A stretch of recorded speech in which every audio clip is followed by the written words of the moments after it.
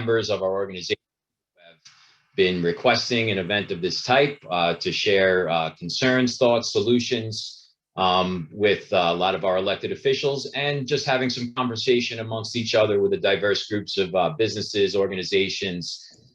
And maybe we could come up with some good ideas and see what we can do to move the needle forward here. That being said, I think there'll be some more people coming on in the next few minutes, as all our participants are not on yet. So Catherine Daly, who's working the tech part of this, she's our director of events for the Otsego County Chamber, will continually admit people as we move along. Just to give you a quick overview, today's going to be somewhat of a town hall forum setup. We've coupled together the different concerns from different groups and the different concerns that people have. We're going to call on each person or group that have put in these concerns to discuss them. And as they're grouped together, then we will defer to our elected officials for some feedback on some of these items that were put forth. So we're looking forward to a great day. That being said, before we get started, I'd like to call on our Otsego County Board Chair, Joan Fox, to lead us in the Pledge of Allegiance, and then we will move things along. Good morning, everybody. Let's pledge to our United States. I pledge allegiance to the flag of the United States of America, to the republic for which it stands, one nation under God, indivisible, with liberty and justice for all.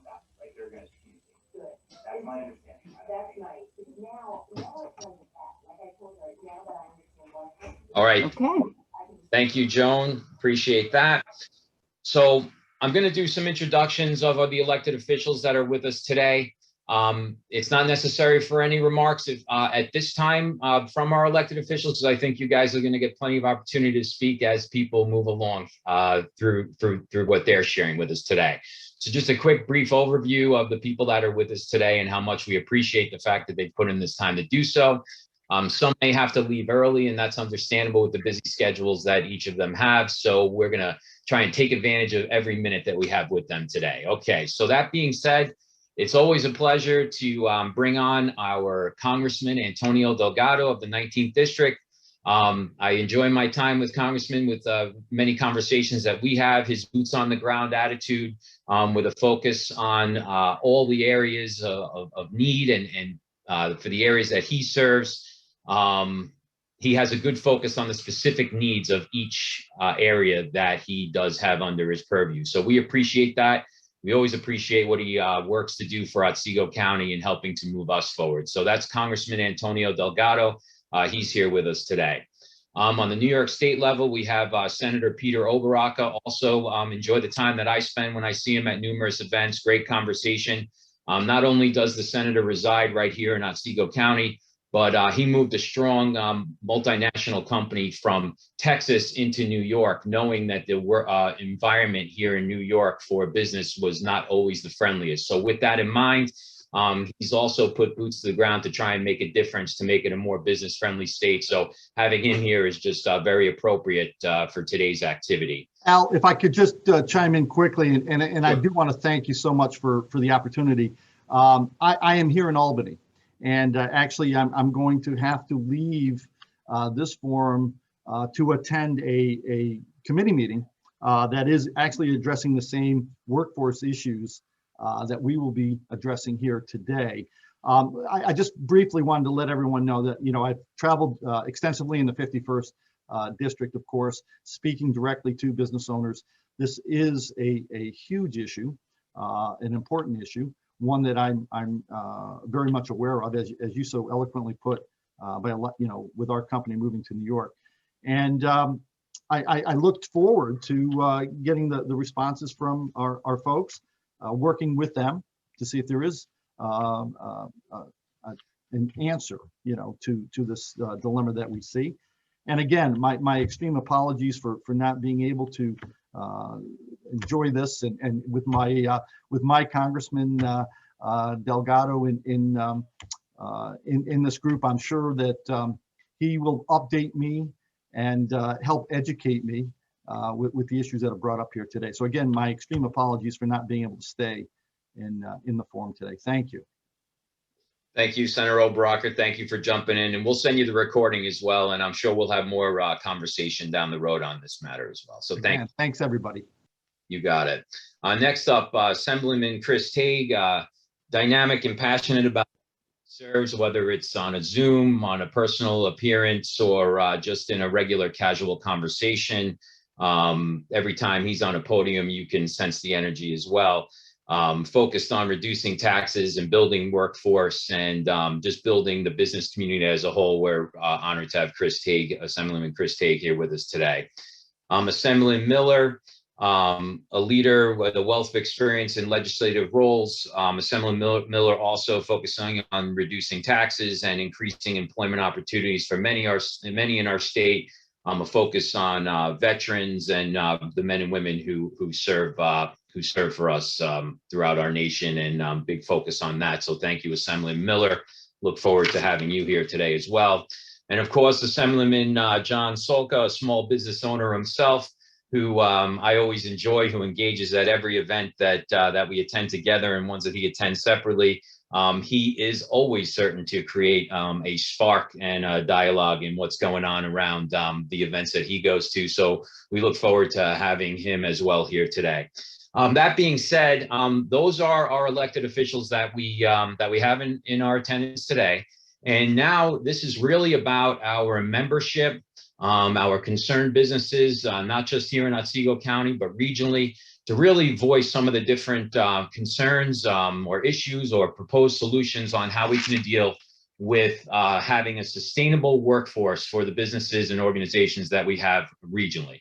Obviously, there's a whole bunch of mitigating factors and different things that have come up even through the pandemic, but workforce issues has been a mission of many of us prior to the pandemic. So maybe what we talk about is some of the silver linings that come out of the pandemic. Well, maybe this creative conversation, being what we just dealt with over what we're dealing with, will help even move things forward than they were prior to the pandemic, right? So that could be our goal here. That being said, again, this is a town hall forum. We grouped some things together. I'm going to start calling on some of the different organizations, companies, individuals that did want to speak today. Now, that being said, there are probably some of you on this call who did not submit anything to us for wanting to speak or whatnot. But if what we're talking about that's brought up and it's a subject matter that you're able to add something in, as we have time to do so, I will allow that. So that being said, as someone is making a presentation that has requested to speak today, if it's something that you can feed off of, compliment off, or add to in a creative way and thoughtful way, and put some dialogue out there, by all means, put it into the chat box, and Catherine Daly and myself will make sure that you get your opportunity to speak.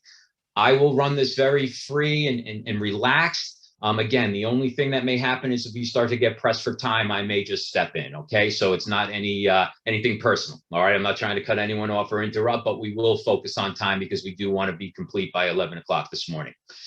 That being said, I'm going to start off with a human service agency to have the first crack at some of the things that they're facing. I'm going to start off with a group from Opportunities for Otsego to discuss some of their concerns, issues, and thoughts related to this matter. So Opportunities for Otsego, the people representing them, when I believe you are on this Zoom call, the floor will be yours. Thank you. Hi, I'll start. I'm Audrey Benkenstein, and I, along with my colleague Lydia Bell, who is our Human Resources Director, will kind of be tag teaming our presentation today. I serve as the Housing and Community Development Director for the agency, which sounds like a really weird title to be on a workforce development call, but I have been tasked with trying to find solutions for our agency, both as an employer and for our clients and our programs. How do we develop whatever services are necessary in order to get them employed? So what I'd like to do is parcel out our presentation, speak specifically about our employer-based challenges and what we think are some possible solutions that our elected officials might be able to help us with, and then switch over to the program side of things and where our challenges are in terms of implementing some of the ideas that we have to help our clients become more successful and higher wage earners. But I do want to start by saying thank you to our elected officials and to the chamber for putting this together, for allowing us this opportunity to share all of this with you. So, Opportunities for Otsego, for those of you who don't know, is a nonprofit community action agency with a mission of positively affecting poverty in our community. OFO's programs serve a very vulnerable population, those living in poverty, to include children. Without adequate staffing, program services suffer, which negatively affects those most in need of help. In terms of employer-based workforce challenges, we do believe that the unemployment benefits extensions has contributed to a low number of applicants for our positions. Because when we compare the number of applicants we're getting now to 2019, because 2020 was an off year for obvious reasons, our numbers are lower.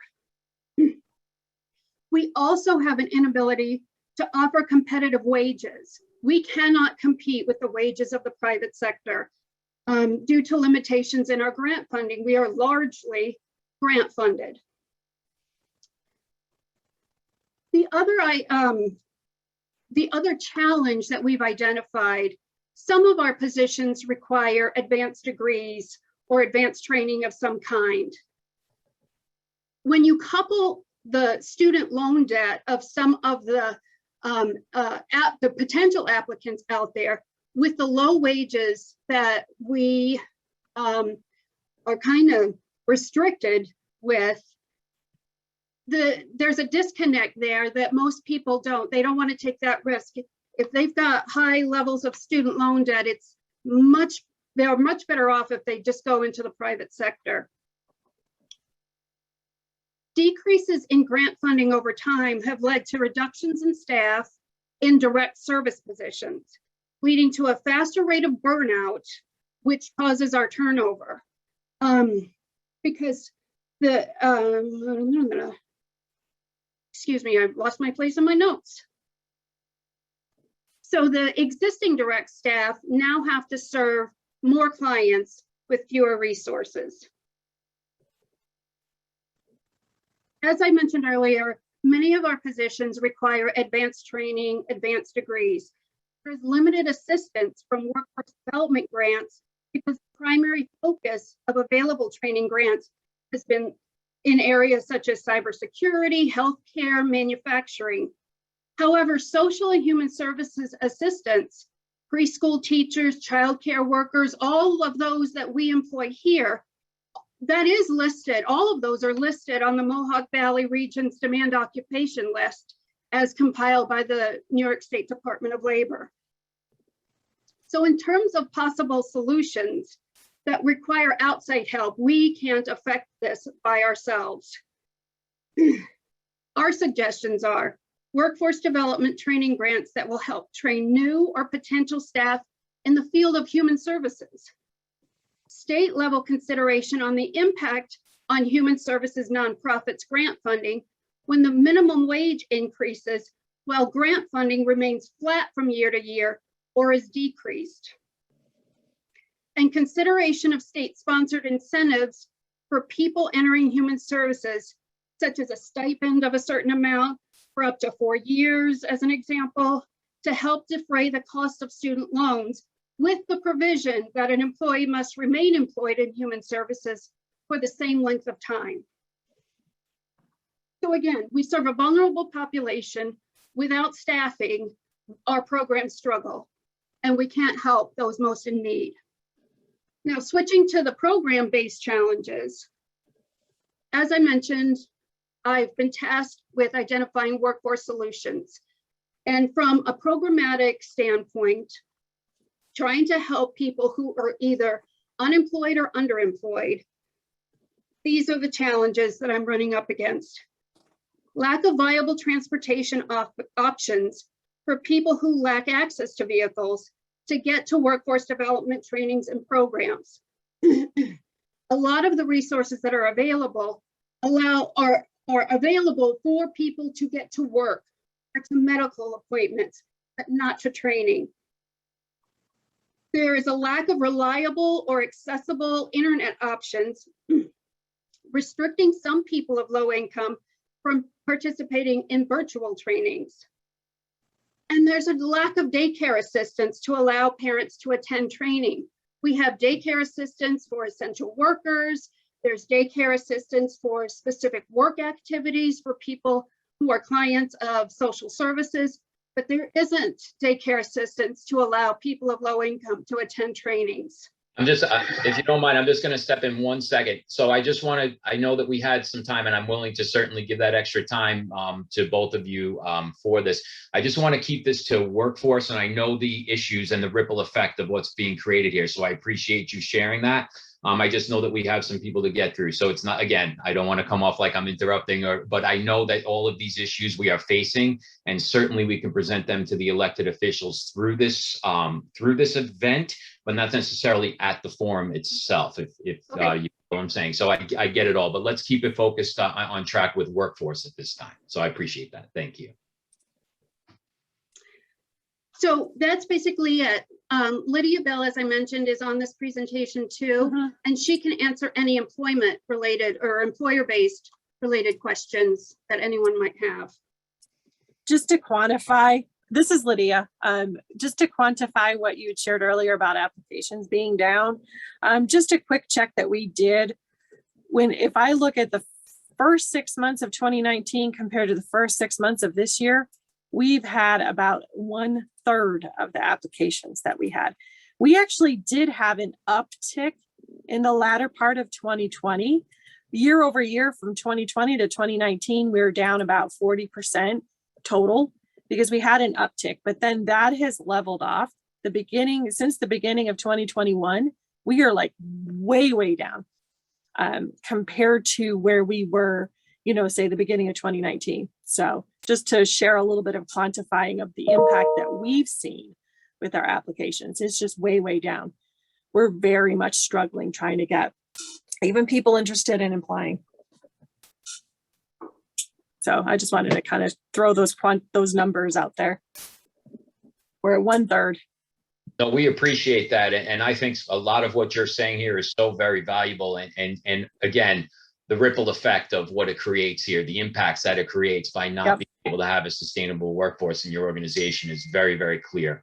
That being said, I'd like to give both of you the opportunity to maybe pose a few questions to the people, direct questions to our elected officials who are on the call right now. So I'll give you that opportunity, and then I'm going to link some other people in to speak similar to some of the concerns that they have that you've shared here today as well. So why don't we give you that opportunity, and feel free to ask some specific questions.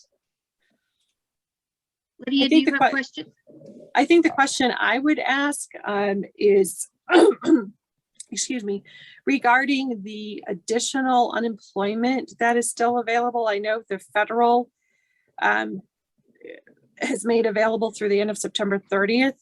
My curiosity question is New York State continuing that through that same deadline, or is New York State looking at reining some of that in because employers are struggling so much to try to find help? Just kind of throwing that out there as a question. Has that been looked at all as an option? Well, I'll chime in on that. This is John Salka. The information that we have gotten regarding what the status of the extra unemployment stipends is sketchy at best. I know that we try to stay as close in touch with policies that are being made or changed in Albany the best we can, but at this point now, at least my office has not heard much on where we're going with that regarding extensions. It's obvious that our legislatures and our legislators know the negative effects that it's having on our workforce, and the number, as you mentioned, of applications. When people can make more money sitting home, obviously they're going to sit home. So we're hoping to be able, in our conference at least, to push this issue and underscore the kind of damage it's doing to the local economies and to local businesses. So I guess my answer to your question is I'm not exactly sure where we're at right now. Maybe my colleagues have heard something I haven't, but a lot of this information solely comes from the governor's office, and sometimes information from the governor's office is somewhat difficult to decipher. So as soon as we hear anything, you hear something, but I don't know whether or not my colleagues can add to that. Well, let me jump in from the federal perspective. First of all, I want to thank Al and Joan and the entire Chamber of Commerce and all of you for coming on to have this forum. I want to certainly acknowledge all of my colleagues, local elected, state elected officials. Appreciate your engagement on this issue. And Audrey and Lydia, both of you, I want to thank you for really laying out, in depth, and I think in a very helpful manner, the dynamics and all the work you do to support those, with limited means. I think, just at a very top line level, and you highlighted the September date, and I do want to say I've heard about the issue of the supplemental unemployment and the effect it's had on small businesses for a good while. Initially we had the $600 as the threshold or the sort of the cap. We lowered it, to 300. I think in doing so, was unclear at the time, how fast the economy was coming back. And so we do have, I think, a situation now where a lot of folks, are in a position where they could be coming back to work, but are not. I think to the point about the timeline, I can't speak directly on what the state's policy is going to be. What I can tell you is that I think it's unlikely that at the federal level, there will be another round of this type of unemployment benefit. I can also tell you that I know that the American Rescue Plan that we passed earlier this year provided $2 billion for the Department of Labor to work with states, including New York, on unemployment fraud prevention. And the goal was to ensure that individuals are abiding with the law. And the law of the land is that for those collecting unemployment, they must accept suitable employment when offered. So the question is, what are the states doing, to have real checks and balances and create a system where we can hold people to account when it comes to the law? And again, we provided money in that vein to do so, but ultimately it is a matter of the state doing what it's doing to make sure that it's utilizing those funds for purposes of transparency and accountability. So there's a number of things you raised, but I do want to give others a chance to speak. I think, the 1/3 component is a significant number. I would also note that I think the issues that you also raised, from transportation to housing to childcare, I think all of those also compound the underlying challenges of workforce development. And I think prior to COVID, there was significant challenges with workforce development, to the point where in some counties, you could have full employment and still have upwards of thousands of jobs that remained open. So I think it's incumbent that we think about how we keep folks here when it comes to broadband, when it keeps folks here when it comes to student debt and loan forgiveness programs, grant workforce development programs. Those things that you've raised, Audrey, I think are very, very important, and certainly want to continue to build on those. Thank you. Thank you, Congressman. If anyone else wants to talk a little bit about, so what I'd like the thought to be is, okay, so we talk about some of the different barriers that are brought up to workforce. The unemployment stipend has been touched on. I'm sure that other people are going to share some stories and how that directly impacts their businesses and organizations. So we will hear from those people. I do want to touch on, I did have someone request to speak today. So we talk about a barrier, and it was brought up by Opportunities for Otsego related to transportation. So if transportation is a barrier to having a sustainable workforce, especially in rural areas that are somewhat underserved with public transportation systems and so on, then there is someone on the Zoom today that did want to touch on transportation barriers. If Martha Moore, if you're available, the floor can be yours at this time for 3 minutes.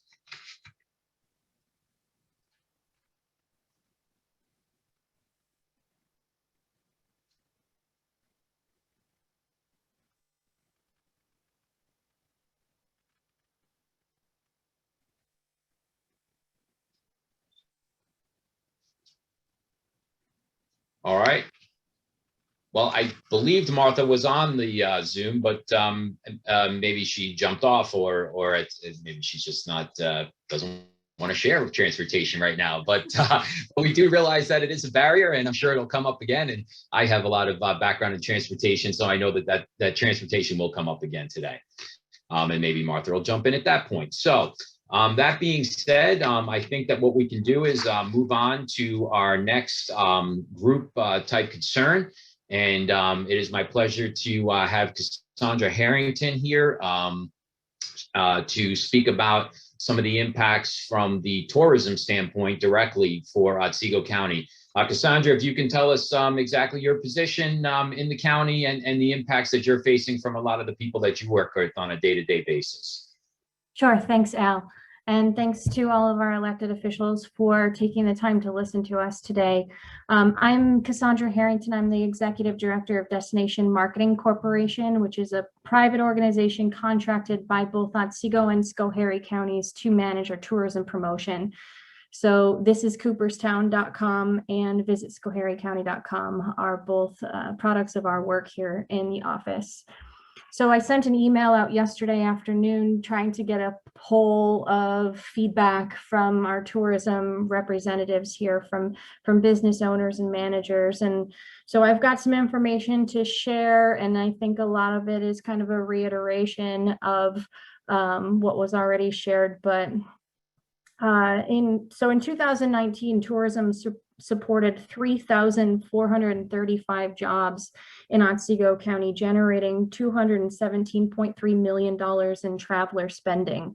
And so we know that there are jobs to be had. There's plenty out there with a lot of demand for them in both in dining, lodging, attractions, etc.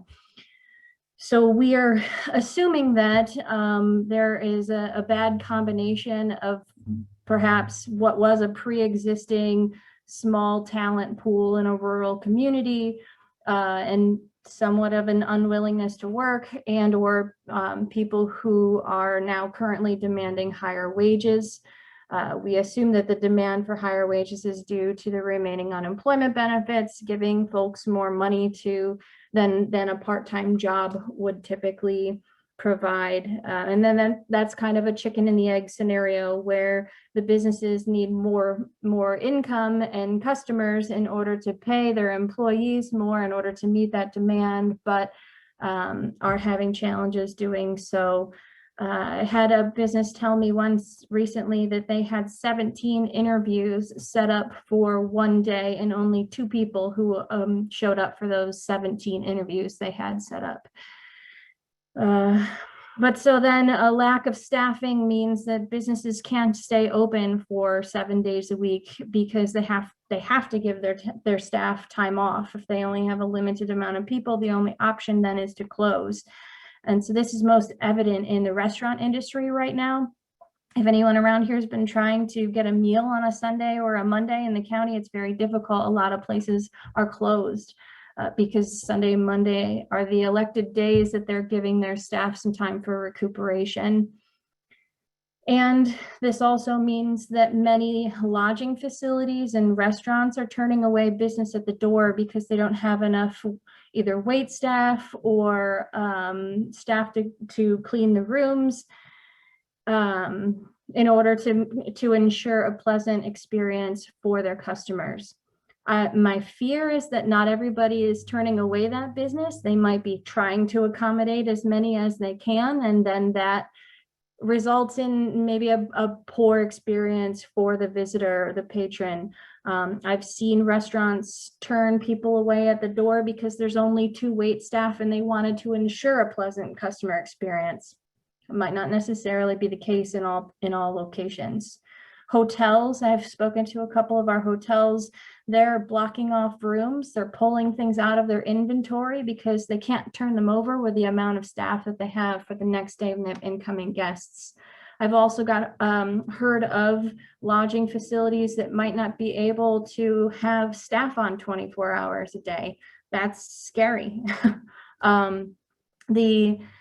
us as the DMC, we typically throughout, especially the summer season, when we're at our best, we bring in travel writers, and those travel writers will either do blogs or social media, share about their experience. And we've put a pause on this temporarily because we can't guarantee that we're putting our best foot forward right now with the limited staffing that we have. And then too, on an even greater scale, this means that tour groups with buses, perhaps of 50 people or more, are being turned away because the restaurants and attractions can't handle or accommodate a group of that size. And so that's massive amount of money that we're turning away, especially if it's resulting, if it could have been an overnight stay, because not only is that sales tax in our community, but it's occupancy tax as well. And that occupancy tax goes to further tourism promotion and additional things like in the general fund where we use to pave our roads.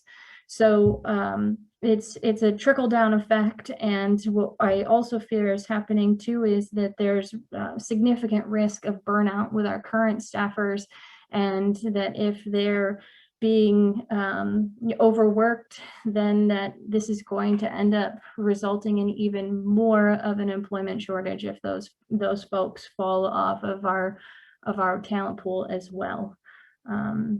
And so I just hope that in summary, somehow we figure out a way to fix this. And there is some significant fear amongst a lot of the employers that the unemployment benefits will be extended. And so I just wanted to say, if there's any way whatsoever that we could prevent that from happening, I think that is one of the biggest fear elements right now amongst our businesses. But that's all I have for today. Thank you, Cassandra. So as we know, Otsego County and several of our surrounding counties, tourism is an economic engine that we need, certainly after the last year that we had. And so having the ability to grow back and be able to support the people that wanting to come to our amazing areas is certainly very important. Cassandra, if you have any direct questions for any of the elected officials on the line, or if any of our distinguished guests would like to touch on some of what Cassandra spoke about, please let's do that now. Yeah, I just want to touch. This is Brian Miller. I just want to touch on this. I travel extensively up and down the East Coast. My son plays showcase travel baseball, and we were just down in Atlanta, Georgia for a week.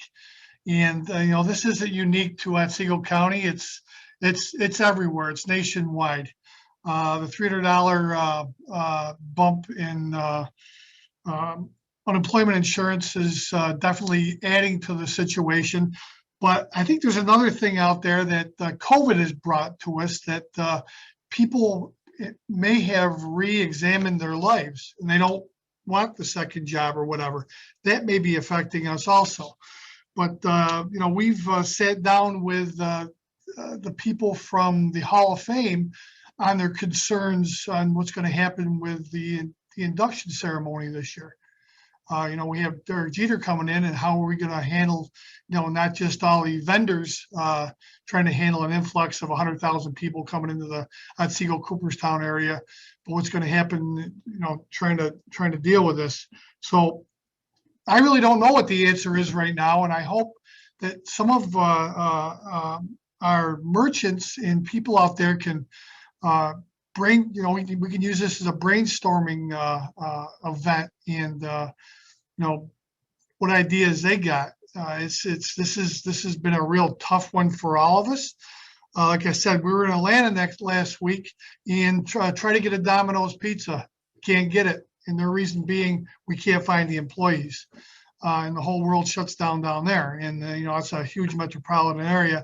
And then Cooperstown and everything, it's just tough. We talked with Bill from Flight Creek Cider Mill a couple of years ago. And, this has been an ongoing situation for everyone, through the Mogg Valley, Otsego. We just had a meeting down in Orange County on the same thing 2 weeks ago. And, these businesses have made it through the pandemic, and post-pandemic, they're going to close down because they can't find the employees, and they don't know what to do either. So if we can use this as a brainstorming situation, we all have the same issues, and we all have the same problems. I was a small business owner. I ran an apple orchard for many years. But that was during a time when everybody was looking for a part-time job to supplement their income. Now I don't know how we do it. So I don't have an answer, but let's talk about it. Thank you. Cassandra? Yes. Assemblyman Tague, first of all, thank you for your hard work for Schoharie and Otsego County. I truly appreciate it. I'm going to kind of echo the same as Assemblyman Miller. Probably the biggest complaint that I get from all the small business owners in my district is they can't find any help. And they're either them and their spouse and their family members and what employees decided to come back to work are just working ungodly hours. We went to a local restaurant, my wife and I, the other night that we go to quite frequently, and the waiter came up to us and said, listen, we want to apologize beforehand. It's going to be about a 45-minute wait once we get you seated. If you choose to go somewhere else, we totally understand, but we just want to be upfront and honest. And for that reason, we stayed because we understood they were struggling, and the food and service there is always very good. But just to echo what Assemblyman Miller said, well, I'm disappointed that we're not in Albany right now. We're still in a crisis, regardless of what the rates of infection are with COVID. There are underlying issues that are affecting our areas. We should be in Albany passing legislation for these areas. I'm disappointed that we're not, and this is probably one of the top issues. Some sort of legislation should be put forth to end this, to get people to get, or legislation to incentivize getting people back to work. I don't have the answers either, but listening to folks like you and the others on this call, and our congressman and John Salka, all of us together, I think we've got to come up with some ideas, and we need to do something quickly. Because a lot of these small businesses, unfortunately, they took a big enough hit through the pandemic. Now we're coming out of it, and they got just as big of problems, and they're in survival mode. Some of these folks may not survive, and that's going to be the real travesty of this, because when they don't survive, that means those jobs never come back. So I also want to just say thank you to Al and to Joan this morning for you folks putting this together, and it's an honor and a pleasure to be a part of it. Thank you. Thank If you. I could just jump in, if I can, just piggyback on some of these, I think, really important points. I can't underscore enough Assemblyman Miller's point. I think it's a really astute point about people psychologically reevaluating their lives coming out of COVID, and really stepping back and thinking through what they want to make of it, how they want to earn a living. And that is something that is hard to get our arms wrapped around, but I think intuitively all of us as human beings, as people, as parents, as children, as whatever the case might be, have some understanding of that intuitively. That coming out of the last year and a half has been a profound experience for every single one of us on different levels. And how we are maneuvering through that, what adjustments we're going to make is critically important. I think tied to that piece, which we haven't really spoken about, particularly when it comes to tourism, right? And yes, we may have been fortunate in certain parts of our community to not have faced the same level of hospitalizations or deaths as other parts of the country has. But in terms of actual tourism and making sure that we get the foot traffic and we get the incoming that we want, I do think that the longer we are continuing to have to make sure people take the necessary steps to return to normal and do the appropriate things, with the caveat that they check with their doctor and consult, make sure that everything is on the up and up to do so. But the vaccination rates across the country have to continue to go up. We see that hospitalizations go down. We see that deaths go down. The more we can return to normal, the more people can get comfortable, both with going back to work and also traveling with their families to spend their dollars in our communities. So that's a very important piece that I want to flag as well. I also want to note, and Cassandra, I thank you for the work you're doing and for what you laid out. The Restaurant Revitalization Fund needs to be replenished. And so in terms of a short-term solution, I am very much leading the charge here in Washington with my colleagues to think about ways, or not just think about, call upon us here to replenish the funds in the Restaurant Revitalization Fund, which has been very popular in aiding our restaurants. So that's one short-term thing that we could be doing to assist in this regard. Very good. Thank you, Congressman. We did have someone that wanted to step in, Sagina and Associates, Mark Sagina. He's on this call, and he has a point that he'd like to share as well. Mark Sagina. Thanks, Al. Regarding what Assemblyman Miller, I believe, was talking about, this is a data point, and I was recently looking at web developers, and we have 90 web developers within our region. We are the largest in upstate New York that has web developers, except for Albany, New York, and our salary range is $8,000 off of the lowest 10% of salaries for web developers nationwide. That's the data. The question that I have, and which would build off of what Mr. Miller's talking about, is you have to have a way to generate more income coming in so that you can afford to pay going rate salaries so that you can remain competitive within the digital economy coming forward. I mean, that is a major issue, which also is talking about with the opportunities for Otsego people. I understand where you are limited with the grant funding in order to have somebody that has a master's degree, but you do have to be able to pay at least close to going rate, or you can do some other alternative solutions, but it just takes a lot more time, and certainly doing a traditional search using LinkedIn, etc., is going to be extremely hard to find somebody that's going to be willing to work. You have to find somebody that has a reason to come locally, that is willing to take less money, etc.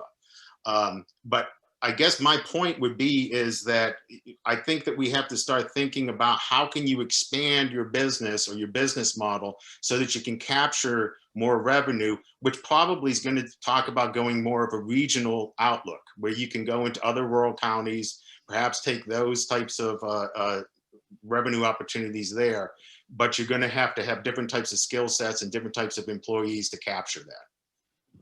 I hope I made my point. No, thank you, Mark. And I was going to call on you later for some of the other things that I reviewed in your proposal too. So, because it connects with some of the different people we have here talking about some solutions and some ideas. So I will give you that opportunity as we move forward as well today. Did anyone want to touch on what Mark? Mark, I just want to touch on that. Just 1 second. I've been a mechanical engineer all my life, and we've had that issue with some of the companies I've worked with, and we've always called it the Mohawk Valley wage. And we had to find ways to attract good technical help.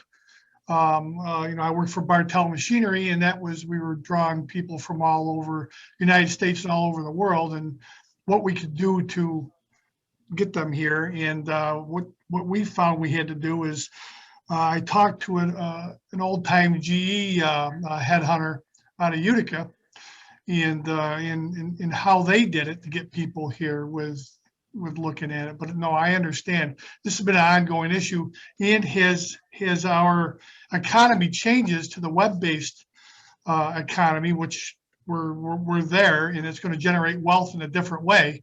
We need to learn how we're going to do that too. I don't have the answers, but it needs to be a regional outlook. We've put together the Mohawk Valley 9. I don't know if everybody on this call is aware of that, but what it is, it's a nonpartisan legislative group who we talk about critical issues in the Mohawk Valley, and it goes into Otsego. We have assembly people and senators on both sides of the aisle to talk about these issues, and I think this should be an issue that we bring up for this year's situations. But no, we understand it. The web-based economy is going to generate wealth in a different way in the area.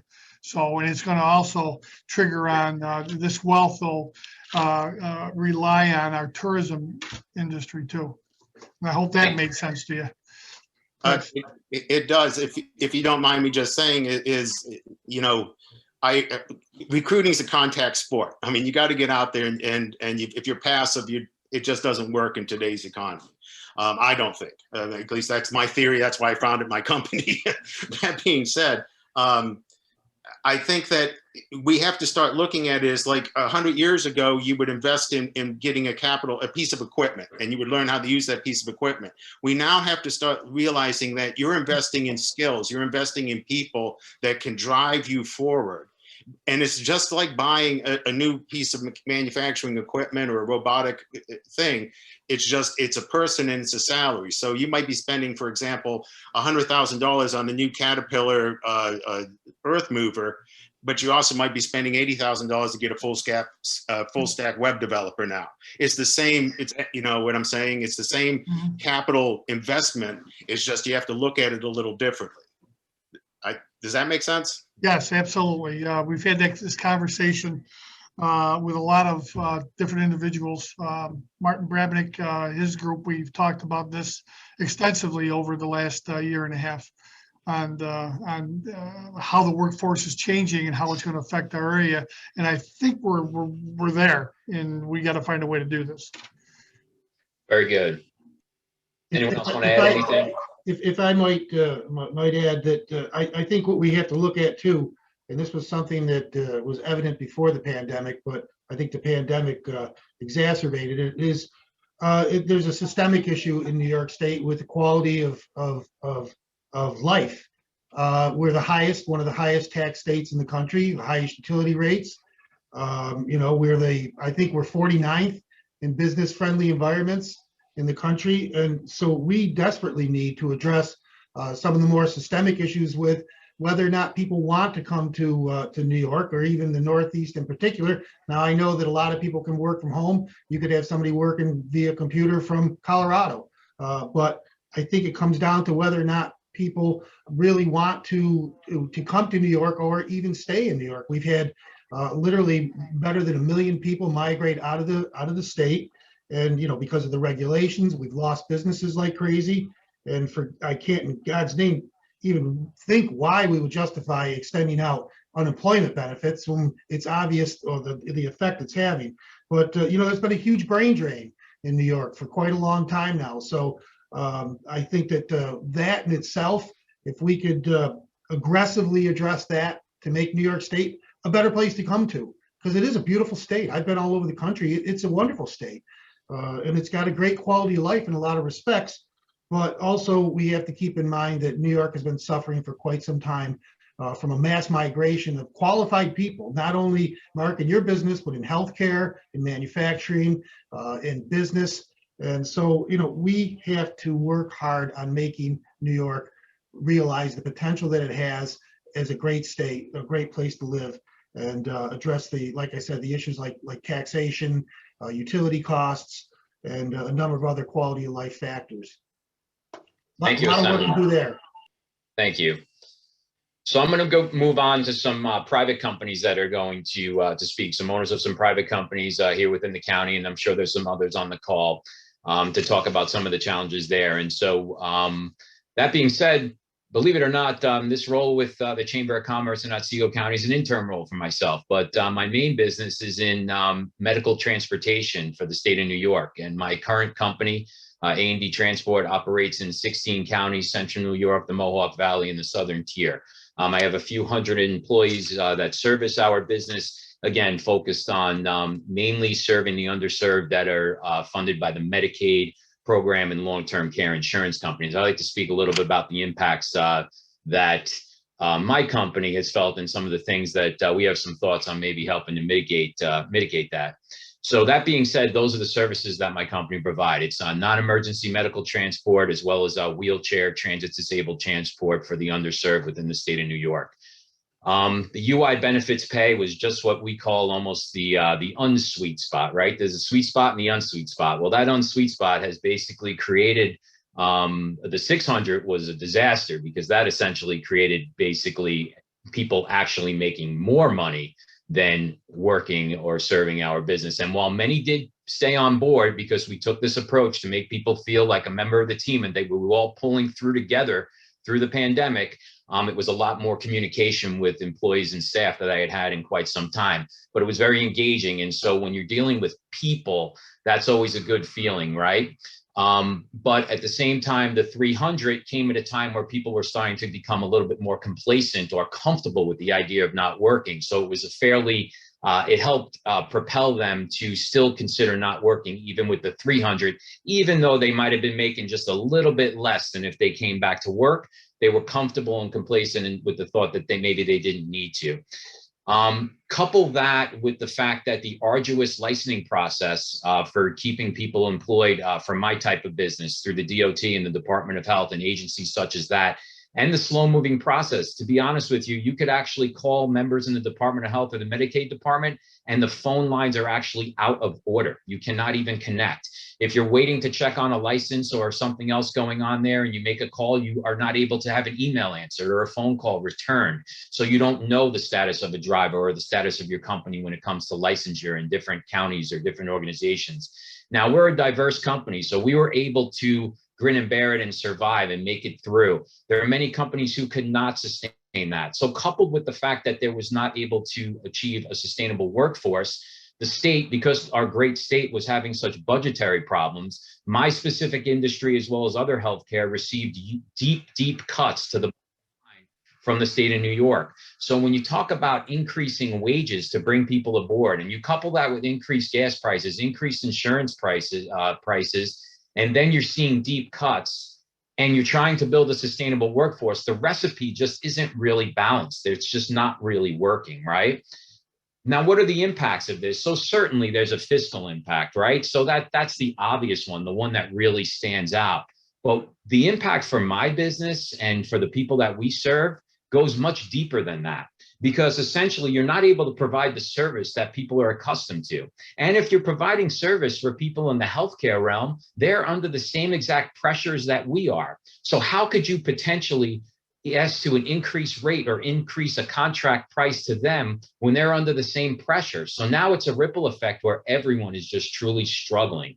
So what happens when we're short-staffed? So where we normally, in a logistical business such as mine, if we have numerous people covering things and we're taking people to different treatments such as dialysis or cancer treatment, and someone comes out of a chemotherapy treatment and maybe they're not feeling well, and for some reason, and it does happen, they'll vomit in one of the vehicles, okay? I'm just sharing a true story. Now, in the past, we'd be able to dispatch another vehicle that's in the area to ensure that the patient that is now waiting for a pickup can get to their dialysis treatment or their cancer treatment or another form of treatment on time. But now, because we're lacking in workforce, that same person now has to clean that vehicle and get prepared to go to the next pickup. Now, what does that create? That creates a substantial delay. So now you're calling the healthcare provider who is also experiencing delays because of shortage of workforce. And so maybe you can get the person into the dialysis chair a half hour or 45 minutes late, or maybe you have to cancel their appointment. So now we're talking about underserved people who now are experiencing not just delays, but potential cancellations to the treatments and services that they need. And so there is just tremendous ripple effect when we talk about the different things that happen here. Again, when we talk about proposed solutions for this, the opportunity to incentivize companies to actually bring people back to work should be some of the thoughts that are being brought up in the legislature. I mean, because I have no problem giving back to this great state whatsoever as a business owner. As a matter of fact, I understand why we have to give back to the state of New York currently, but there has to be some balance, okay? So if we're going at this where we're expecting to pay higher wages and gas prices are going up and other costs are going up, well, where's the support from our state so that we have the ability to create a sustainable workforce and a sustainable business model so that we can be successful and create sensible jobs? Now, large companies will simply just shift to the idea of moving to automated services. So what does that do? Now, people that are at that level that are qualified for these jobs cannot get work. Right? So the small businesses are really feeling the squeeze because they don't have the ability to do that. So these large companies now are able to do that. Small companies cannot. we need to figure out a way to support those companies to be able to move forward. Now, for me personally, I could switch some gears and probably made it in some of the services I provide. But part of the joy of owning my own business in rural communities is the ability to watch people grow with my company, put their kids through college, buy a new house, buy a new car. It's not just about fiscal. It's not just about the money that companies earn. It's about the relationships that you build, the community minded aspect of what you're building when it comes to businesses, right? It's not just about money. So sure, there's opportunity to shift to automation, but why, if we can figure out ways to not do that and keep viable people working within our areas? A quick proposed solution I have related to the UI benefit concern, and I think this could happen, during this time, but it's maybe something we should do after. And I've had some discussions with some of our elected officials about this. Is the same way that the portal was set up for people to collect unemployment benefits and easily be able to obtain that and go on a system and enter their information, and all of a sudden checks and things started to be received. How about a portal for employers that when people are coming for jobs that are collecting benefits or collection of assistance, that we're able to go in a portal and create a notification to the agencies that are appropriate to let them know that this person came for a job, we're offering a position, this is the pay rate, this is when they can start. So at least there's something in the system that shows that the employers are trying to bring people back to work, trying to make things happen, and it puts some onus of responsibility on the petite people that are coming for these jobs to say, okay, well, as much as I'm maybe satisfied with being home at this point, now the agency knows that I'm looking for work and it's time that I do get back to work. And I think that might just help kind of, again, I'm not against people that are not taking something that makes sense, because everyone deserves opportunity, right? But the thought is that maybe this creates that, kind of kicks that complacency to the curb, because the long period of time that we've had people out of work, it's a known fact that the longer they're out of work, the less they're motivated to get back to work, right? So I think that we can work off of that as well.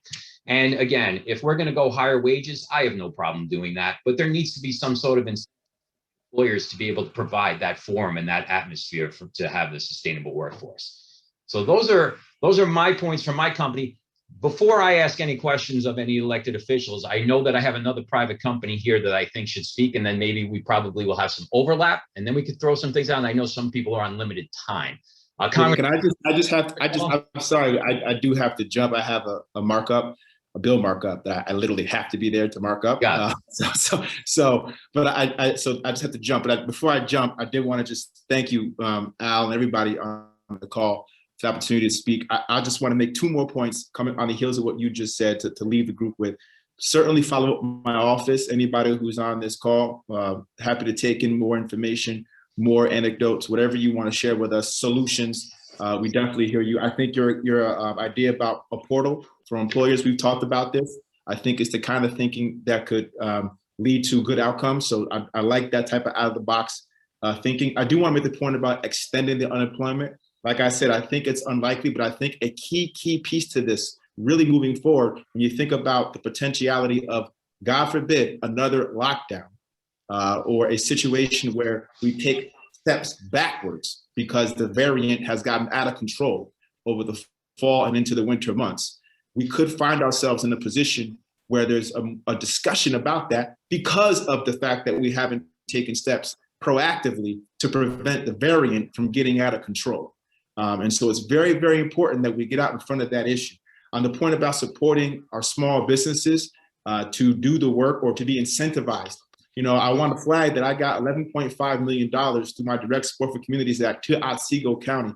Those funds can be used to support our small businesses, our nonprofits, and do so in creative ways to figure out ways to retain employers and figure out ways to incentivize those employers to bring people back in. So, I'm not saying how the funds should be used, but I'm just suggesting that there are funds out there, both at the county level, to help think about creatively ways to address your concern, Al. And we certainly stepped up and supported the state with significant funding as well to deal with some of the budget issues that were heading our way.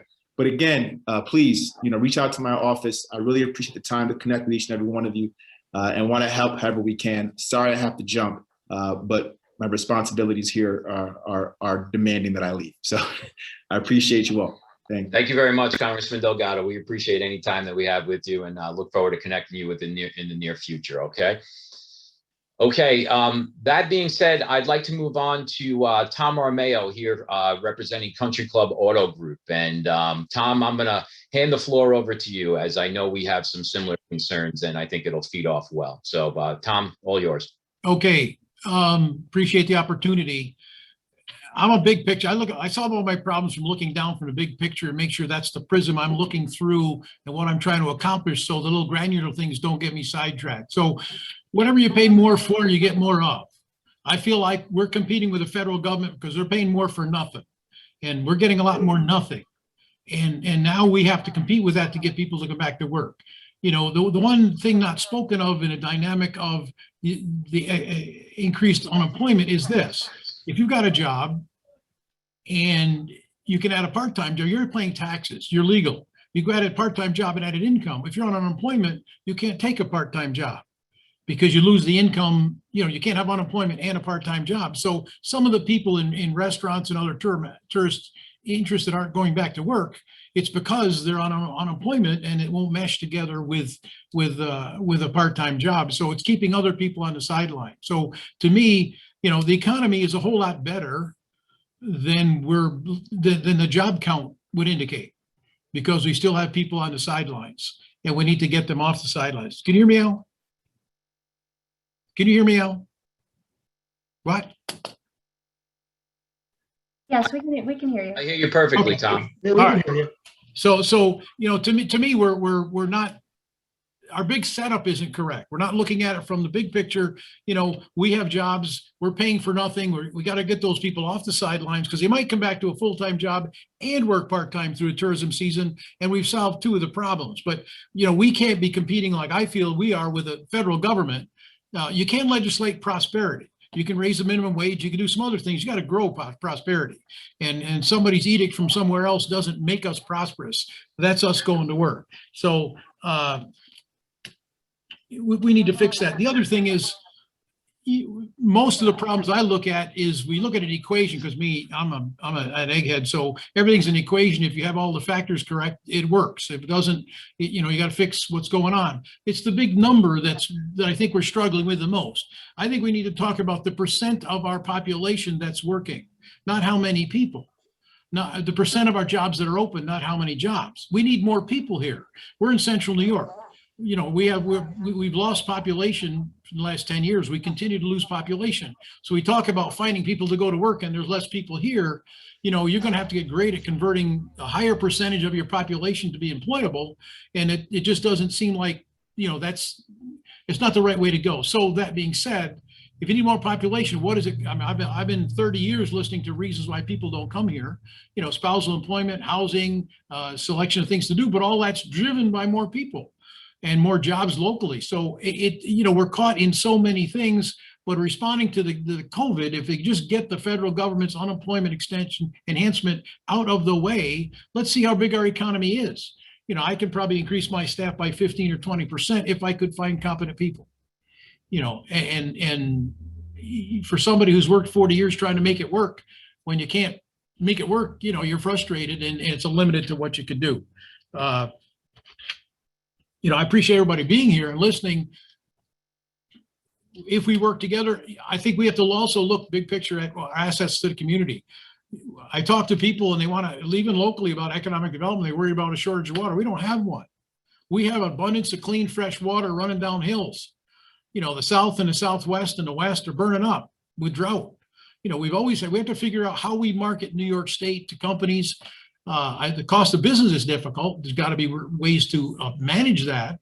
But when you're day stripped from 25% or so of the U.S. population, you've got water, you've got utilities. You know, there's things we can do if we choose to be a prosperous area. We don't need to be in the level of poverty that we are. And we need everybody working toward the same goal. Anyway, my 2 cents. I'm a used car salesman, so you don't have to pay attention to me. Tom, I appreciate you coming on and making some real valid points. So thank you very much. And again, so we talk about quality of life, right? What gets brought up. So tapping into the assets that we have right here, what is it that's going to bring those people for these jobs? And then once we have them here, how to create that sustainability to keep them working and be eager to be in the workforce and members of the community and whatnot. Any of our elected officials would like to touch on anything that was said, and then there are some questions that have come up that we will be asking. Al, I think one of the most valuable resources we have on top of New York being a nice place to live is our young people. We really need to focus on giving our younger people incentives to stay here, maybe by explaining being close to family, or having a decent quality of life. But I think a lot of the young people are in New York State are graduating from college and they're just moving on. They're moving somewhere else, and we need to up the incentives for them to stay here, stay close to home, if you will.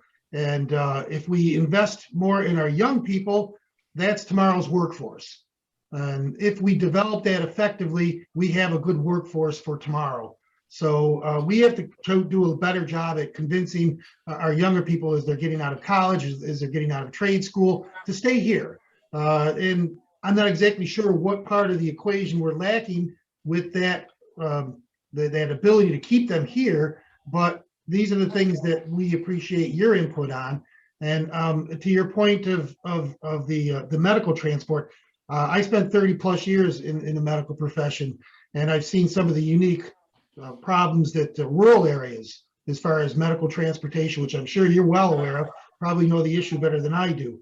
But given that being said, we are in a lot of discussions right now with our EMS squads and the difficult time that they're having, and with volunteers, with reimbursements. And I was disappointed when the governor did convene the medically redesigned team too, that more discussion was not brought forward on how Medicaid reform is needed on reimbursement for EMS and medical transport. So we're cognizant of these problems. But again, my original point was we need to keep young people here so that we've got a decent workforce for tomorrow. Hey, Al. Yes, Assemblyman Tague. If I might, I actually want to ask a question to folks like Tom and yourself and other business folks that are on this call. Let's go back pre-COVID. How was your business, say, the last year before COVID hit? And I ask that because I think across the country, and even in rural upstate New York, unemployment rates were at the lowest level in 30 or 40 years. What were we doing better before COVID hit that we can take and start implementing those types of things now as we're coming out of this crisis to better things? So I want to broach that question to some of you folks. Listen, I was in business for over 30 years before I went to the assembly. I was in the heavy highway construction industry. And a little shout out to Tom Armeo. I buy all my vehicles from Country Club Chevrolet. But I want to ask that question. And maybe some of those answers might help us moving forward through this crisis. Al, can I respond? Please do, Tom. Okay, so one of the things that I'm convinced of is New York State has no interest in forcing or encouraging anyone to take a job. They enjoy paying out money. Here's the latest scheme, I won't say scam, scheme going on. You quit a job, you go to work for another employer, you work for a month and you quit. All right, you draw your unemployment benefits from the first employer, but he can't make you come back to work because you had an employer in between. I've been the guy who hired the person for a month, thought I had a good long-term employee, and he quit. Now he's drawing unemployment. He moved up from Long Island, okay, and had a girl work for me for a year, taught her job, got her proficient, quit, went to work at a restaurant, worked for 3 weeks. Now I can't get her to come back to work either. So I don't think New York State has any interest in making it making people responsible to go to work when there's an opportunity. People still have to want to do it and everything else, and you can't be draconian, but the state, in my mind, as a private business person, is not in any way my ally in trying to make sure people take jobs that are available that are decent jobs. Well, I think that's more of the reason why I mentioned earlier when I spoke, the fact that we should be in session in Albany and we should be putting legislation together to get people back to work. And you hit the nail right on the head. The problem is that in the assembly, we have 150 members and 63 of the members are New York City based. And you're right, they're not interested in what goes on in rural upstate New York. And they're only concerned with the issues that are facing the city. And that's another problem that we could sit here and talk about all day. But I totally agree with you. And I think that we should be back in session, putting legislation together to combat these problems and these issues. But I'm only one of 150 members. So just to touch on that, what was different prior to the pandemic? So prior to the pandemic, your focus was on, at least our company, your focus is on growth. And to me, my company is always in growth mode. Okay. And that's the mindset that we've instilled in our staff. And many of our employees are incentivized based on that model. Okay. So you're pushing to grow, and everyone under you and throughout the company, part of your team, is growing with you. Okay. We've always faced the income cliff issue when it comes to getting people to work or whatnot. And I can tell you, as a landlord of many houses, that we'll get tenants that are on assistance and then they'll get a job. And again, I'm a people person, right? So when someone gets a job and they tell me and I'm no longer getting the check from HUD for their rent and they're back to work, I'm congratulating them and saying, great job, good to see you have a job. And then the following month, I'm signing paperwork for them to get HUD again. Well, why is that happening? Well, it's happening because the money that they're making at the at a Walmart, even, for example, okay, is not balancing the idea of not working and collecting a HUD check. So this income cliff concern on a county level, on a state level, on a national level, all of the way that those numbers are created, often don't make sense too. So now we deal with the income cliff, right? So what happened, COVID? The income cliff got way out of whack, right? Because now people making anywhere from $45,000 to $53,000 a year, it was almost, they were over the income cliff where it was more sensible for them to not work. So that was the challenge that was faced. So we've always been doing that, but growth has been a focus. So what are the challenges now? The challenges are now is that we're trying to regrow our businesses, right? So people that were incentivized based on volume saw their commissionable rates come down significantly because of the pandemic, or else our companies wouldn't be able to survive. So they need to regrow with our businesses. Well, as an owner of the company, certainly I'm ready to put the gloves on and battle to get my business back, right? But you're not going to always get that of every one of your employees to do that. So how do you provide the opportunity to, again, incentivize them to regrow with your business? Because that's essentially what all business have to do. We have to regrow. Again, so we deal with the PPP and we deal with different programs and things like that, but that's not the nuts and bolts and the roots of a small business. It's about growing with your people. How do we encourage people to want to have that team mentality to grow with you, right?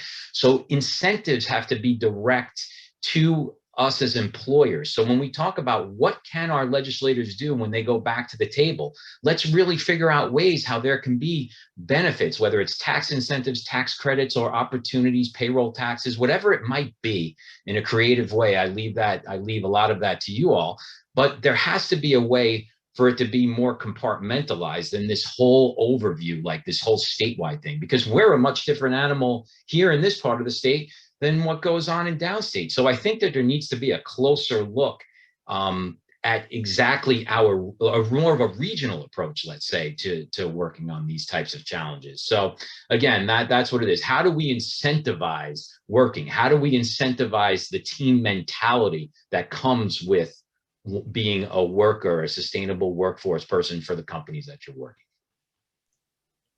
Alan, could I make a comment? Tom, go ahead. I'll chime in after you're done.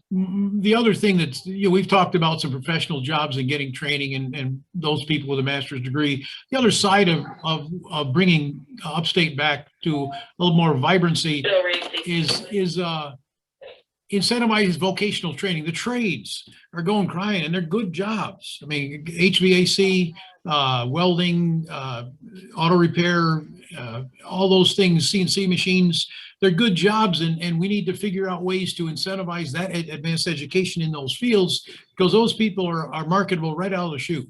And those jobs go begging right now around our region.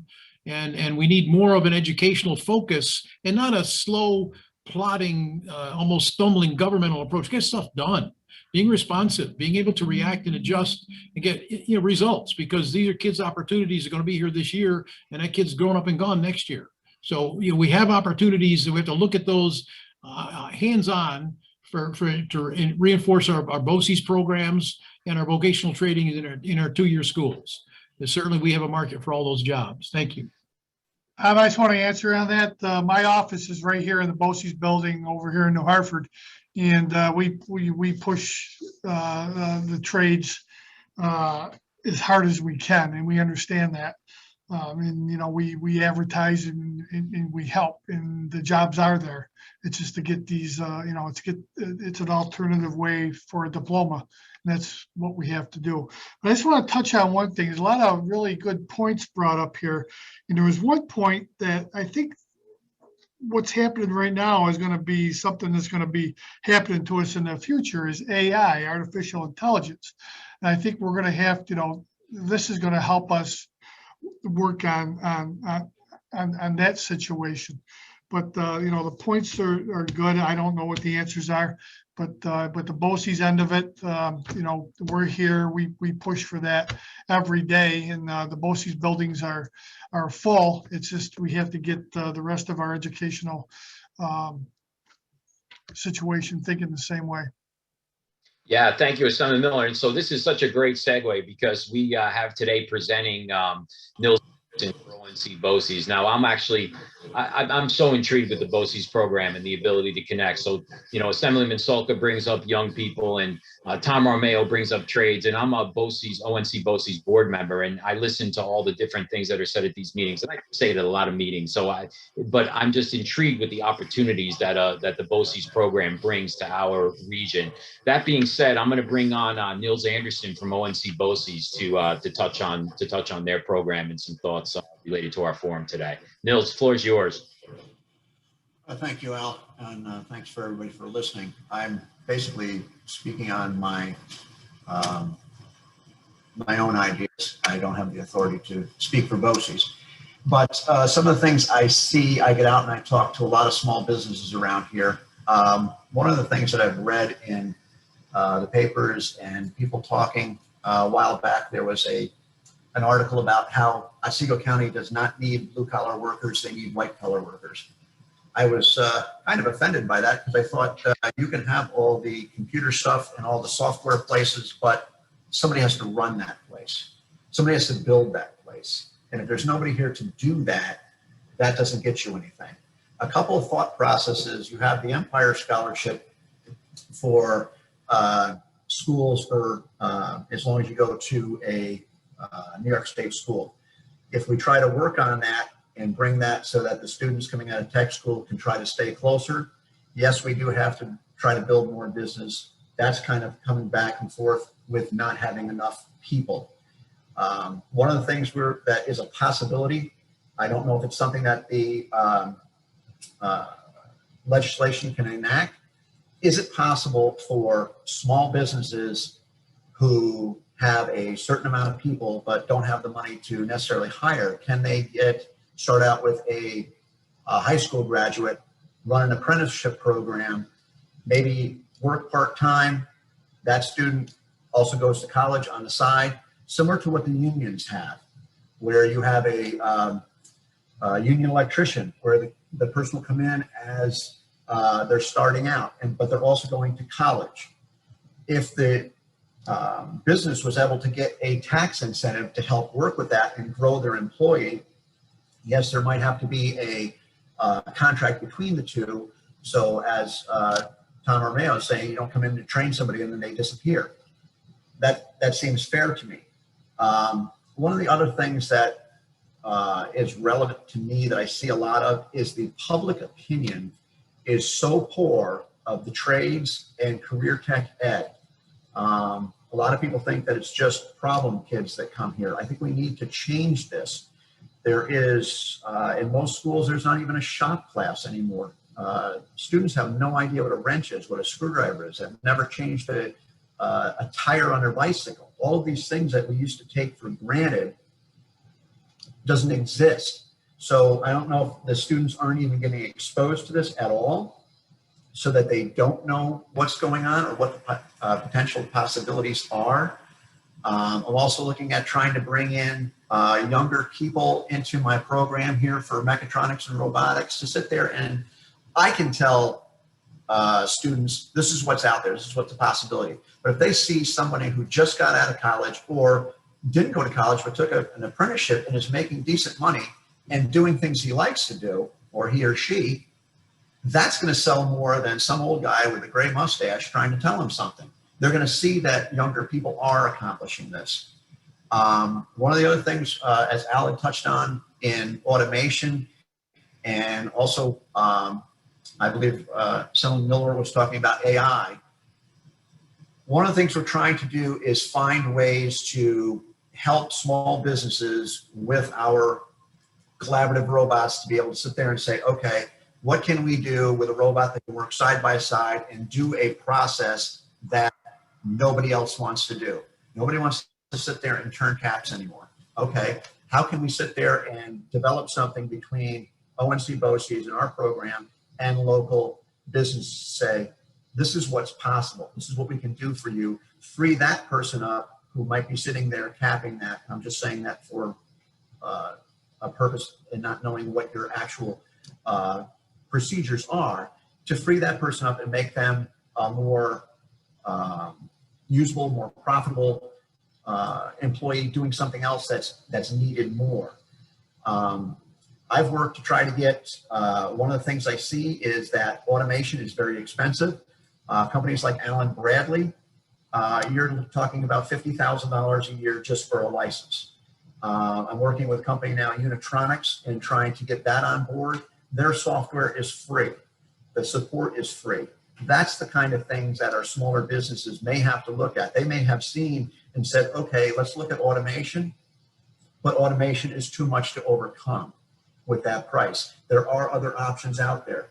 One of the things that we're looking at with our universal robots, when I started talking to them a couple of years ago, they only had a few thousand robots. Now they're like 80,000 robots that they've installed throughout the states to do all kinds of different things. People can work side by side with them. So it's something that we're trying to do to reach out. I've talked to a lot of local employers, and they're saying the same thing. They can't find people with the basic skills. I think that falls back to changing some of the public attitude for the trades and for how we see BOCES. I can't speak on the funding aspect, on how schools pay for somebody to come here, or if that affects them negatively, but that might be something to look at if we need to keep our businesses here, but we don't do anything to help the students get to the skills they need to help stay here with the businesses. There are people that want to stay local, but if they can't get the training, or they're looked down on for taking that training, that's something that I think we need to look at and change. So just a couple of ideas. Again, it's— Thank you. Hey, Nils. I have off the top of my head. Nils? Yes. The problem with the internship, and first of all, just so you know, I'm actually a BOCES graduate. I was the only one a member of the New York State Legislature that was a BOCES graduate until last November, and Assemblymember Simpson was also a BOCES graduate. But the problem with the internship, and I did it when I was in the private sector, I had internships. I had to do it through Covidsco, through their ag and construction mechanics program. The problem is in New York State, again, because of regulations, You can't have a student working at your facility unless they're 18 years of age or older. So that's something that we need to look at as legislators to try to change, because I think it's a great idea. If you get these kids coming in at age 16, there's no reason that they have to spend an 8-hour day there, but if they spent 2 or 3 hours a day, 2 or 3 days a week in an actual setting with other mechanics, other people in the trade, depending on what they do. The same thing goes for sheriff's department and state police. You have kids that are in BOCES now that are taking law enforcement.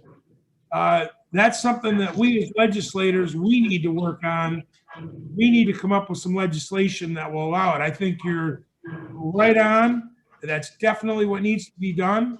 That was one of the reasons why I went to BOCES when I was 16 years old, because I was in the agriculture industry. I wanted to be a farmer. I didn't want to be a lawyer.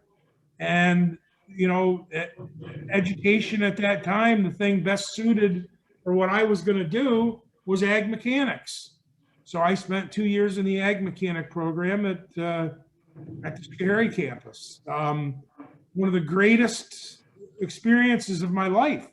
And I agree with you also that unfortunately BOCES gets a bad reputation, and I don't understand why. A lot of the kids that went to school with me at BOCES, it kept them in school. Had they not went to BOCES, they'd have quit school. They'd have quit furthering their education, and God only knows where they would have been in today's world. So it's very important. And there are, when you think of BOCES, you think of ag mechanics, auto mechanics, carpentry. That isn't BOCES anymore. BOCES covers a large spectrum of trades. There's computer sciences, cosmetology, food service. There's everything. It's almost like an elevated into where you want to go. And actually, my daughter put herself through the College of St. Rose. She went to sociology. She got her master's in sociology, but she went to BOCES to be able to do hair because she put herself through college cutting hair. So Fantastic. It's a wonderful opportunity. That's something, and I know that Mr. Miller and Mr. Salka will agree with me, something that we need to work on to better the system for BOCES to help these young folks get ready. That's definitely a well-needed program, very valuable to our region, and a lot of the things that you touched on. And Nils, I know that you came here representing as an individual associated with BOCES, but I'd also like to Martha Ryan, who's here directly with the ONC BOCES program, who's going to say a few words. I am going to pay a little bit more attention to the clock right now, though, so just please bear with me if I jump in. Again, it's not to be rude. I just want to make sure we have a couple of presentations at the end. I want to make sure we get in before. So Martha Ryan, the floor is yours. ONC BOCES. Thank you so much, Al. I appreciate it. And thank you to Assemblyman Tague and Mr. Armeo for celebrating BOCES. We're trying to make a big difference for the workforce. But I wanted to share with the group that DCMO BOCES, and we work also with ONC BOCES. We do have two programs that are very good for you, for the employers. The first one for students under 18 years old is called the Work-Based Learning Program. And we can place kids younger than 18 years old with the supervision of a counselor at the workplace. And it gives you the opportunity to evaluate the student and mentor them during a short-term opportunity. But most exciting is we received this year funding from the Appalachian Regional Commission, and they have given us funding to actually pay for an internship for a graduate. In other words, it's a loan program and the planning has to be done correctly. But if granted to a company, the funding will pay for the full internship, 4 weeks during the summer, for graduates that you have screened, that you have worked with, that you feel comfortable bringing in, so they can actually work at your place during the month of July of 2022. and that you can hire them after. So I thank you, Al, because you were very good supporting our grant application. And because of that, we were able to secure it and try to make a difference. It's a pilot program, but if it works, we would love to be a part of the workforce solutions. Fantastic. Thank you so much, Martha. I'm going to move on, and then as we have time, maybe at the end, we can get some other people to jump in. There's some different things on the screen here in the chat box that I will bring up, but I am going to move along just a little bit here. So that being said, I'd like to bring on Alan Sessions, CDO Workforce, to talk about recruitment and business services that the CDO Workforce brings to the table. Alan Sessions, you're up. All right. Thank you, Al. I appreciate you putting this on. This is a great program. I want to talk a little bit about CDO Workforce's free services and fundings that are available to help offset the costs associated with hiring and training new employees. We are offering a virtual job fair. We use a premier virtual US-based veteran-owned job fair platform. It's easy to use and it simulates a job fair. It provides real-time interaction between recruiters and candidates, including video chat, and the platform includes an exhibitor booth with the ability to share video content, web links, job vacancies, and company overviews. We've got a couple of virtual job fairs coming up. Herkimer Madison Oneida Workforce is putting one on August 11th, and CDO has one scheduled for Tuesday, September 14th. So we hope you will join us for that. This job fair website can also be used for customized job fairs for an individual business. The services provide all the above mentioned interactive tools, plus CDO can customize the job fair for the business, including promotion on social media, CDO website, email outreach, and press releases. CDO also offers a free job listing service that reaches across New York State, along with being able to target local job seekers through social media and email outreach. Job listings will appear on the New York State Job Bank and are also posted on our social media and website. New York State Department of Labor will also email your job posting to local job seekers that are seeking the work that you have available. The job bank reaches a wide range of job seekers, including veterans and workers with disabilities. We also have on-the-job training available.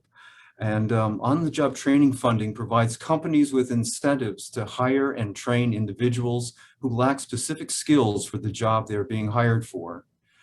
The OJT is appropriate for occupations where classroom training is not suitable, and for which specific job skills can be learned by a worker while engaged in useful work. Businesses that use OJT will apply their own methods to teach workers the new skills. OJT contracts can be written for $2,000 or more per training, depending on the amount of training provided.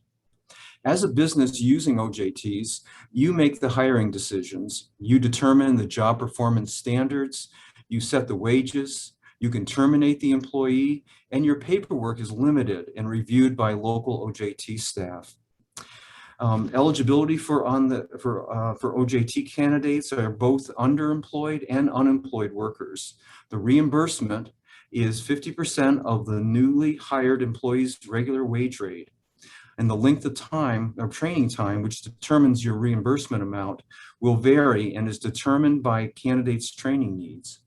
The program is for full-time employment, at least 32 hours a week, and it cannot be used for commission or 1099 employment opportunities. In the area of OJTs, CDO has a healthcare grant. The grant is aimed to increase the number of individuals training in healthcare occupations that work directly with patient care. Targeted occupations include mental health and rehabilitation counselors, social workers, registered nurses, lab techs, LPNs, and home health aides, and of course, the certified nurses aide. The on-the-job training is available for new hires for up to $2,000. In addition, there is an information technology and cybersecurity grant available for businesses. This provides a 3-month OJT program with a maximum of $5,000 per worker.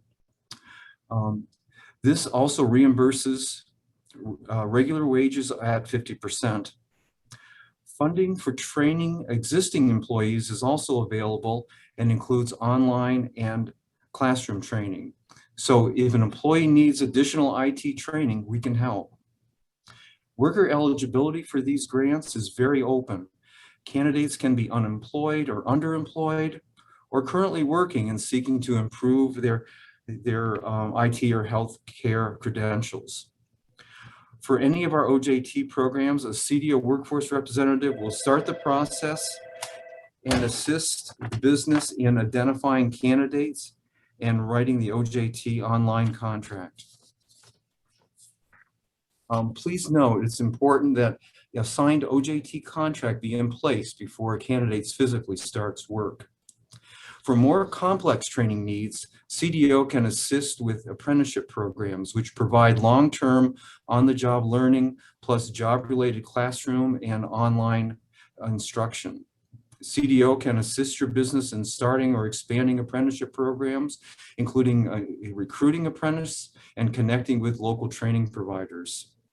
After the forum, information sheets will be sent out about CDO Workforce Services.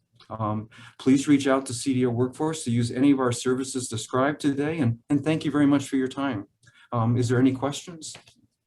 So Alan, what I'm going to do is I'm going to step in before anyone has any questions on the form. What I would like to do though is this. I would love if you would just put your contact information into the chat, okay? And then anyone on the form that has any questions for you can reach out to you directly, because I do know people have some ways to utilize your services. I've gotten a few messages myself. So I know that there's going to be that opportunity, and I'm going to ask that everyone take that connect directly. I also asked all of our elected officials on the line here as well, as we're running out of time. Probably could have done this a whole day, right? But we're trying to work with people's schedules. So that being said, if all our elected officials could also put their contact information into the chat box also, so that any of our people that are on this call could reach out to you directly with some of the questions they have.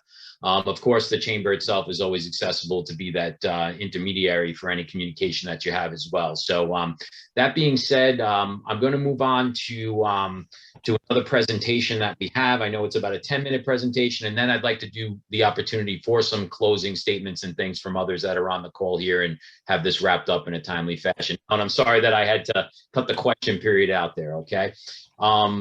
That being said, I'm going to bring on Rolly Philbin from a company called UseFuse, and it's basically the way people find work. So let's hand it over for the presentation for UseFuse and Rolly Philbin. Thank you. Al, thank you so much. Kind of almost giddy with excitement, kind of just with everything everybody's been saying. And number one, thank you. Kind of get right into it to kind of, everyone's been hitting the nail right on the frickin' head. To be point blank, it's a problem. Unemployment's a problem, but we would contend that this has been going on before the pandemic. We're from Binghamton, New York. We have a small business. I've been in business for about 44 years. Fairly large painting business, one of the larger painting businesses in upstate New York. And you know, I was a second generation. And we were running into, you know, 2/3 of our office staff was retiring, a dismal recycled pool of candidates where we were even asking, how long has it been since you were last fired from here? And lastly, an untrained workforce.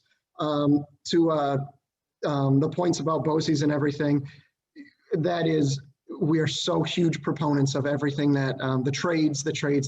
It's and I know I'm jumping all over the place, Al, and I apologize. I'm excitable. I'm very happy to be able to, Al invited us to chat, and we do have a presentation, but Al, I think we should just, maybe if you're okay with that, just send it out afterwards for brevity and everything.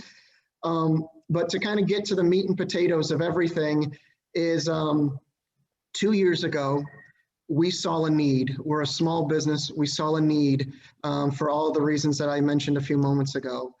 And we developed a mobile app.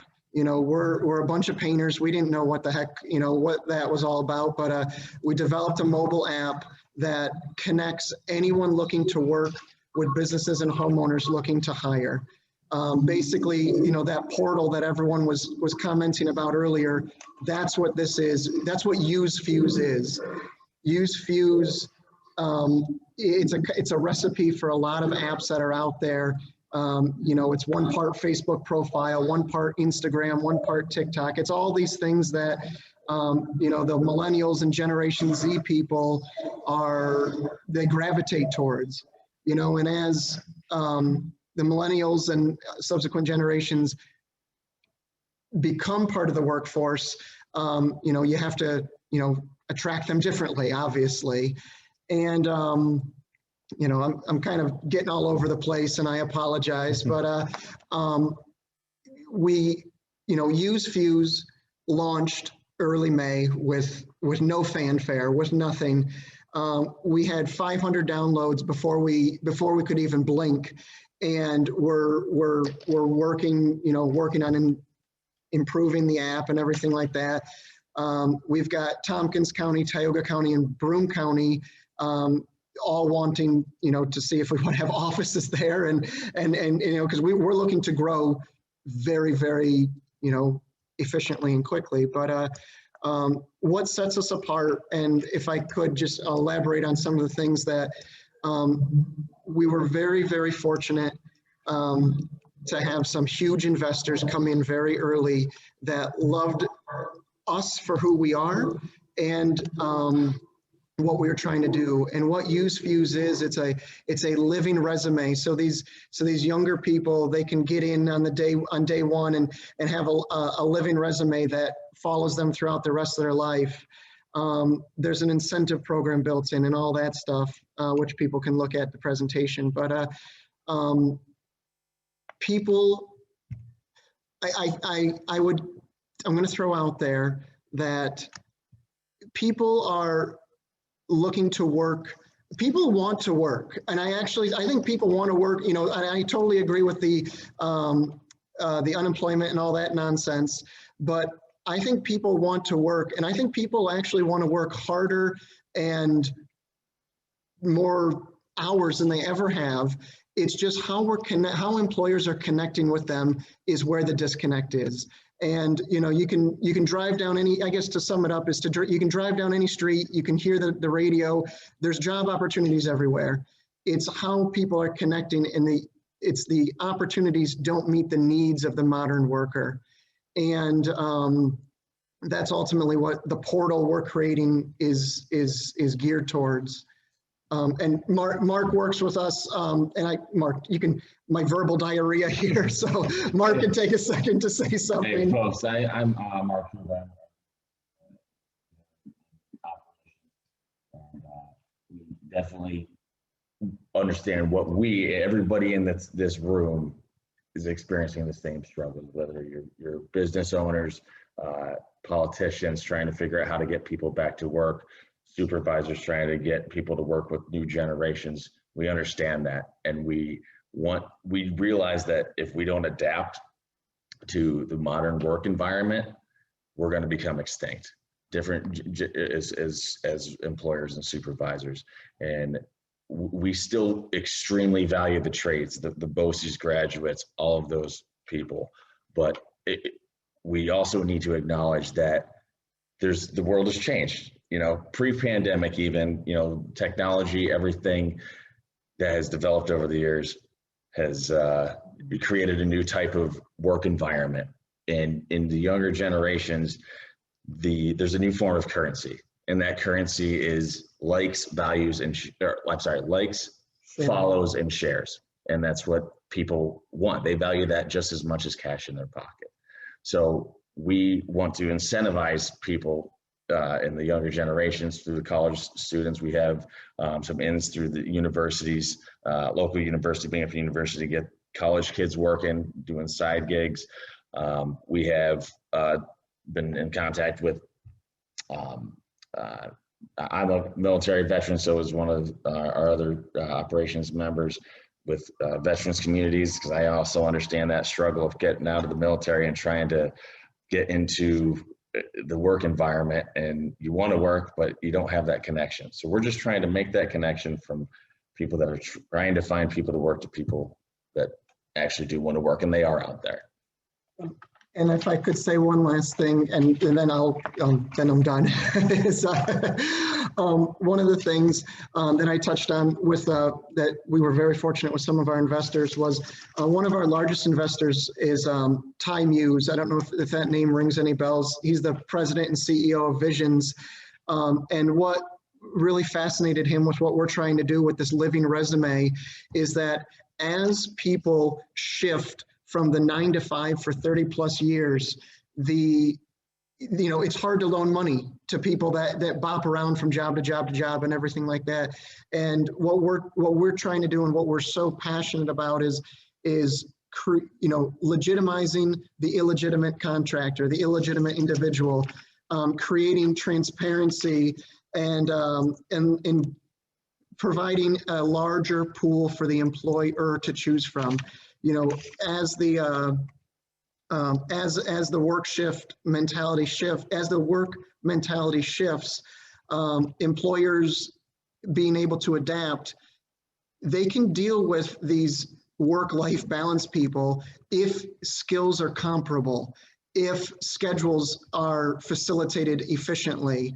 And that's what we're trying to bring to the table is to allow the employer to have all these tools at their fingertips. And I'm done. We had a great presentation. I got all nervous, so I'm sorry. We're just, this is good. Folks, one of the things that we want to reiterate too is, is that we want to legitimize the illegitimate work, and we make everything that people can work on their terms. It's work that fits your life.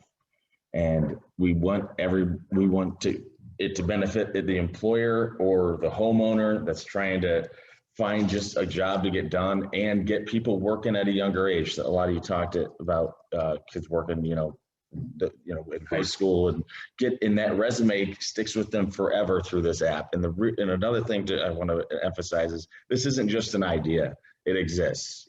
That's why we are here. You can download it right now on Google Play, Apple Store. I just put in there. If you just go to usefuse.com, it has all the information. It's on Instagram, Facebook, all of those things. That's why we're here in Sports Center studio. So it's a real thing. It exists already. We're just trying to get the word out there, and we want to get people back to work. That's the whole point. And the pandemic definitely got people used to a different type of work environment, like we had talked about.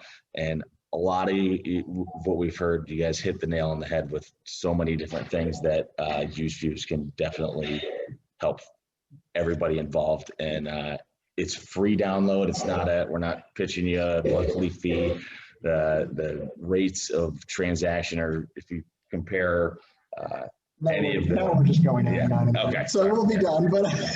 Hey, so just to step in here, your passion and your energy to move things forward is clearly, it's very clear in the presentation that you made today. So that's the important thing. We get where you're coming from. We're going to submit your presentation to everyone here on the forum. Also, if you could put your contact information into the chat box as well, because I'm hoping that people will jump on the opportunity to talk to you further. I've had conversations with Raleigh. It's highly energetic. Even you can see it right in the emails that I get back and forth. So appreciate them being on here today. UseFuse, thank you. And again, this helps give the opportunity for different ways to pivot to help build a sustainable workforce. So I thought they were a great addition to today. So thank you guys for coming, okay? That being said, I wanted to just touch on a few things. We have 6 minutes left, and I'm a very time-oriented guy being in the transportation business, right? So I'm going to try and just knock out a few different things before we close it down today, okay? I went over to the chat box, and there's a few different comments and different things that were made. I'm going to put them out there. I'm going to speak, and then I think maybe Catherine and I will put it together and maybe send it out to you to take a good look at it too, because there are some thought-provoking things in there. So they may not be in any kind of real rhyme, reason, or order, but I'll read them. let them sink into the vault, right? And see what you guys, see what you all come up with in different thoughts. And if you have any questions, certainly, or thoughts, let's continue to have creative dialogue amongst this group. Let's expand on the group. Let's continue to grow, and let's focus on the task at hand, right? So one of the things here is, can we provide incentives to the young here by way of gifting small parcels of land with abated taxes? Perhaps in opportunity zones or in other ways with houses that are in need of renovations, a way to maybe keep youth here in the area. That's a suggestion. I think this came up a few different times. Certainly our elected officials should have their ear on this as they go back to the table. Is there a way to give a financial benefit to employers who are hiring people and the different tax incentives or with higher wages and whatnot like that? And to maybe move funds around from one place to another is the way to allocate funds differently. Is there the opportunity for state-sponsored incentives for people who choose to work in human services or one of those agencies, such as OFO's suggested solutions, state-sponsored incentives for people who choose to work in the human services field? Is there an opportunity to create the option of a traditional middle or high school education with a BOCES education as an option, as a true option, okay? Then there's a point made, we need people with disposable income to spend at other businesses here locally and regionally. Making minimum wage may not create the opportunity for someone to go spend money at a local business. So again, we talk about what Tom Romeo said, bringing people here, getting feet here, getting people to come, right? Raise their family, the quality of life, the assets that we have. Someone brought up about a point that Assemblyman Tague made, that we have many low-wage service industry jobs that are very hard to fill. So again, going back to the concept, can we come to significant tax breaks and or funding specifically for those small businesses to allow them to raise those wages long-term? That might help. Again, that burden shouldn't be put directly on the businesses. And speaking for the Otsego County Chamber and representing businesses, that is a point and a space that we really stand firm on. There has to be a way to create a balance, right? Finally, just some closing remarks here. Truly appreciate everyone that attended today. Our elected officials, our business owners, our people that contributed from all sectors of industry, business, and whatnot. It's been great listening to everybody, but work really starts now. And I say that at a lot of the different events that we are, whether it's our energy summits, our workforce summits, or whatnot. The work truly does start now. The Otsego Chamber of Commerce truly appreciates everyone's voices. Our job is to really be there to communicate to the people in need that need to hear what it is you're saying. And I know that everyone has busy schedules. So whether you're a member of the chamber or a non-member, please consider the value proposition of a member with our organization, because we need to be the group to create that impact and create some change as we work with our elected officials. Because you know what? We're not politically constrained in any way, shape, or form. We are truly here to benefit the economic growth of our community, our region, our county, and that's what we are tasked with. And so we're there to support you. So let your voice be heard. Consider the opportunity to join our chamber, and certainly let's open up tremendous dialogue on this subject and some of the others that face our area, some of those other barriers that we need to tackle to continue with growth. I want to thank everyone again for their attendance today. Thought it was a very useful and very thoughtful dialogue that was presented, and I look forward to working with many, many, many of you into the future. So thank you very much on behalf of the Otsego Chamber of Commerce. Have a great day, and we look forward to seeing you all again. Thank you.